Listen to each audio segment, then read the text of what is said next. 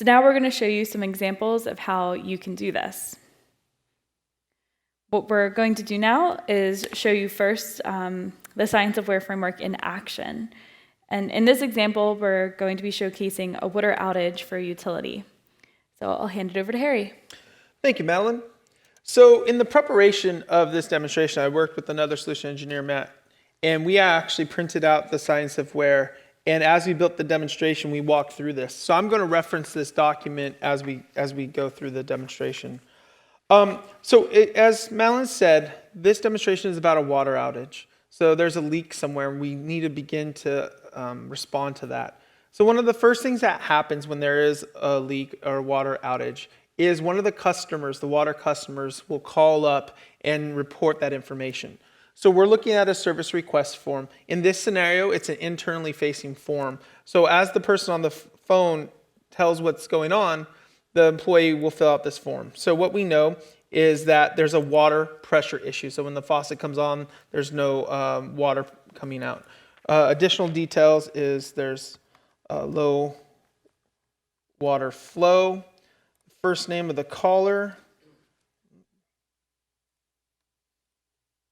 and the last name, the phone numbers, 555, 555, 5555, and the email address. Choose the date that it was reported, and again, we can choose the location. And in this case, the location is going to be 821 Douglas Avenue.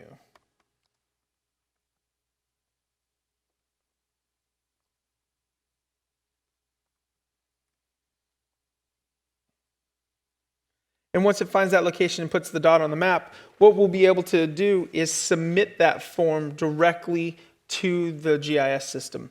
And what's interesting about this is in the first step of the Science of Where data management and integration, a geoform like this is actually data management and integration.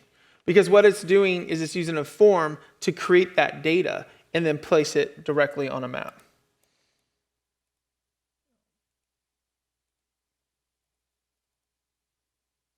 Put it on the map there and submit that form. So now let's go to the next step. And that's looking at this information on a map as well. So here's that exact same point we just created with the low water flow and all that other information that I entered. But here's what's really powerful, and I don't want to underplay this. On this one map, what we've included is not only the service requests that you see here, but we have all the water infrastructure as well, including information about the valves. So we see it's potable water, it's a 6-inch valve, and we can see information about when it was last time turned and which way you turn them and so forth. So putting all this information together is actually the second step. It's visualization and mapping. And I don't want to underplay this because, again, to non-GIS professionals, what we're doing here can still be mind-blowing. Putting different layers of information, one is a real-time layer, on top of the rest of the water infrastructure. It's very, very impactful. So now that we've identified a potential leak because there's low water pressure, what we want to do as the water company is send somebody out into the field to investigate. In order to do that, I'm going to use one of our apps called Workforce. And in this case here, once again, is that exact same point that we just saw with the water pressure issue. I'm going to create an assignment. Now, Workforce connects to all the people out in the field because they have an associated app on their iPad or their iPhone. So what I'm going to do is assign a leak investigation at this location, but I'm going to assign it to Madeline. Now, because Madeline has a green circle, I know she's working, so I can assign her that. This is going to have a critical status. The due date is going to be today. And because Madeline's a very fast worker, she will get until 11 o'clock to figure out what's going on. And now I'll ask her to please check for a leak. Thanks. And I'm going to create that assignment. What's going to happen when I hit this create assignment button? It's now being sent over to Madeline, who has the Workforce app on her iPad. Yep, so I'll refresh this and I'll see that Harry has sent me and assigned me to a new assignment. It's a critical assignment, so I'll open it up immediately. and I will acknowledge that I've received the assignment. So that way back in the office, Harry knows that I am seeing this. I'm going to start working on it immediately. I'll click start, so that way he knows I'm actually there working on it. And then I'll do my typical work. So here I might want to add an attachment, maybe like a photo. So click on take photo and smile, Harry. The water leak. Oh yeah, definitely. All right, so we'll use that photo and we'll click save to save that. We'll even add in notes. So, it's saving the attachments. So next we'll add in the notes. I'll say, I found a leak. Click save, and now those notes have been added in.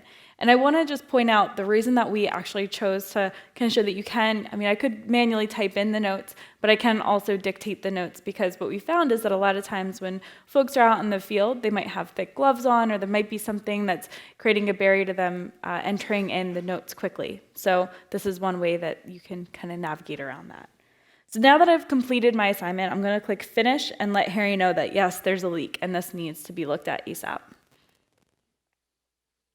All right, so back in the office, what we can see is Madeline's circle is now a solid green, which means it is completed. We can see that here. And we see that she did find a leak. So now that we understand that there's a leak, we have to take action. And the workforce portion of this was the planning and design. Planning and design does not always mean planning buildings or open space. It's planning how do you get your workforce to the appropriate place at the appropriate time. So that's another form of planning. So that now there is a leak, we're going to use this Mercator, or we're going to use this valve isolation trace tool to isolate this leak. So this is an out-of-the-box app that is built for you guys. We can click on the pipe in the location where the leak has been identified and run the trace. This trace is going to tell us which valves we have to turn so that the water stops flowing in that main, which is broken because it has that leak. It's also going to tell us a lot of additional information, such as which fire hydrant is going to be out of service, because this is information that the fire department would really like to know if they have to respond to an emergency in this area. It's also told us which customers in the water department are going to be without water when this is turned off, and we can see all their account information right there. Now, currently, this analysis that you see only lives in my browser. It's not saved or shared with anybody else in the organization. So I would like to do that. So by simply saving this layer, and I'll save it as an overview, we'll dictate what time the outage started. About 10 o'clock. I believe it'll be finished today as well. All the work will be done to fix this leak. It'll be about 2. And this was completely unplanned because somebody had called in. And again, the resolve date will be today around 2 o'clock as well. And now save. So now this information is being pushed out to the rest of the organization. And what's really key here is this is just one layer. And if it's already in other maps or apps, it updates automatically. So this valve isolation is the analysis and modeling component of the science of where, because it's performing analysis. So let's go to the next step. Now that we have performed that analysis, we want to look at this operations dashboard, which gives a status of the entire water district. What we see here is that there are currently 2 unplanned outages in the entire district. What we have here on the one in this map is the one we created with the 12 customers and the number of valves and so forth. These dashboards are really great for helping make decisions, especially when you look at the number of customers in the lower right-hand corner that are without water. For public information officers and other people that communicate with the news or the media, understanding this is very valuable because there may be some trigger. Once you have 80 customers without water, send out that report to the news and say, hey, don't worry, everybody, we got you covered. That type of information is valuable. Also, when you look at it at a management standpoint, understanding what work is being done by your field crew is important. So here we can see that over the course of the day, there were 16 leak investigations, but only 8 hydrant flushings. So this is another way we can begin to use all this data, and this is part of the decision-making process on the science of where. Now finally, let's look at something that's external facing, because we know there's an outage. As I update this map, you'll see that the outage appears here on the map. And what's great about this is, again, a public-facing website here. All the details in this pop-up were configured from that valve isolation trace that I ran when I chose the dates and the times that the outage occurred and when we believe it would be fixed. So by providing this outage information to the public, this is taking action. We're actually showing the public what's going on, and we're communicating that information. Now we can continue to go even further because we want to go from action to value and find the most value out of this data set of water leaks. What I have now is insights, and we're looking at all the leak activities for Q2 2018 for this particular area. And that's what each of these red dots represent, is where the water was leaking. Now we can look at our GIS data in many different ways within insights. Some of those ways are charts and graphs, and they're dynamically linked. For example, I can see that of all the material in the entire water district, the most material type is ductile iron pipe. But I can also see that cast iron pipe, which there's 1,176 mains, comes in second. And you'll notice that the map updates. What's also nice is we can look at the break data in the same way. So let me click on the 23 breaks that have been cast iron pipe. When I did that, my charts and graphs below all updated. And it tells us some really interesting patterns about these water breaks. First of all, you see the majority of pipes were installed in 1912, 1930. So these pipes are over 100 years old and they're cast iron. Well, the likelihood of them breaking at that age is high. So I'm not too concerned about that. That's normal. You'll also notice with the heat map that the breaks are mostly centered around the downtown Naperville, one of the oldest portions of the area, as well as a community up in the central area. We can also see the number of breaks is 14 for a 6-inch diameter pipe, but we can see like a 12-inch diameter water pipe, there's only been one break. So this is very interesting, and it helps us understand what these breaks mean. But watch what happens when we click on ductile iron pipe. Now all the charts and graphs update. Yes, there's still some very old ductile iron pipes that are being broken, but look what happens between 91 and 2002. There's a lot of breaks. Look at the heat map. It's very sporadic. So these breaks are not concentrated just to one area. And we can see that even though 6-inch diameter pipes are still the largest number of pipes being broken, 12-inch diameter pipes come in at a close second. Now, I was talking to one of my coworkers, and this can be indicative of two major things. First of all, in the 90s, it could have been bad product. So this was bad ductile iron pipe that was laid down. Or it could have been a bad contractor that was doing these jobs in this area. So this allows us to now take new steps and take more action to determine why do we see this spatial pattern. And that is the last step, the value step in the science of where.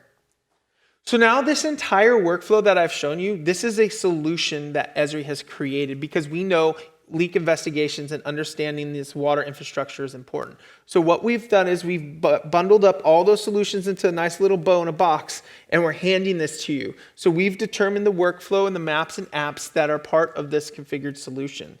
It happens to also follow the science of where in its workflow. So there you go, Malin. That's the science of where demonstration. Perfect. Thanks, Ari. So hopefully you were able to see, I think that's a really excellent demonstration, literally following the steps. But now we're going to segue into a customer case study that actually, maybe now that you've seen the science of where in action with Harry, hopefully you can pick out each of those science of where steps in this case study. So we'll take it away with the video.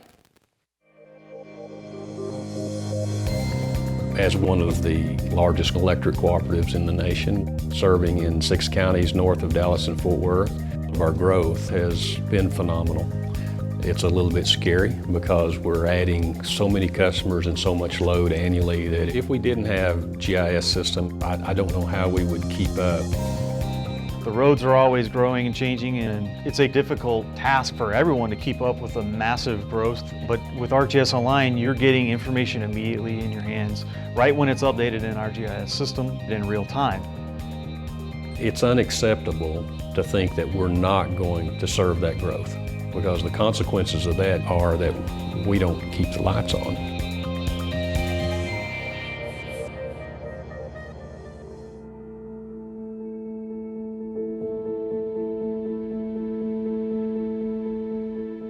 When I first come to work here, we had these small orange map books with, I guess, all of our system pretty much drew out on each page. You had a little old grid card. You'd have to grid it all out and try to find the right location out in the field. You don't have any idea where the transformers are. And if they wasn't very reliable, no telling where you'd wind up at. I would say the instant wins of deploying ArcGIS Online were reliability for our field crews and the ability to access the information quickly. They don't have to hope that they have the right information or that the information they have is outdated. The tools are just right on your phone or on your tablet or on your laptop or wherever you want to do your work from. Boulevard coming out of switchgear 81004. Sometimes we're driving out, we're looking at lines to verify that the line is what it says it is. And it's great just to be able to mobily go out and verify for that information. We can be proactive in fixing some of the voltage issues, fixing some of the power quality issues, and catching any capacity deficits at least 5 years before we actually have them. The accuracy of the information is getting better and better every year, which cuts down our time and the cost goes down. Our first major project using ArcGIS Online was our streetlight inventory pilot. Okay, we're over on Indigo Drive, fixing to set up here on Sedalia. Trying to take any inventory of any type at CoServ is a very difficult project. And it allowed us to see the feasibility of ArcGIS Online to support a project very large in scope and adapt to the high growth in our territory. We expected to map 2 subdivisions in a month, but we were able to beat that by 150%.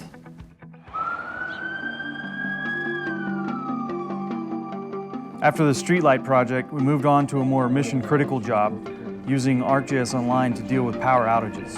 Yeah, we do have a road pole just north of Denton. We found we could respond much faster than ever before.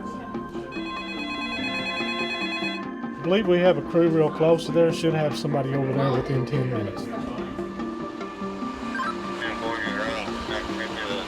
The guys out in the field can see the same thing and the guys in dispatch see. They'll be looking at their online maps so they can be sure they're set up the right switch. For our field crews, it changes their life.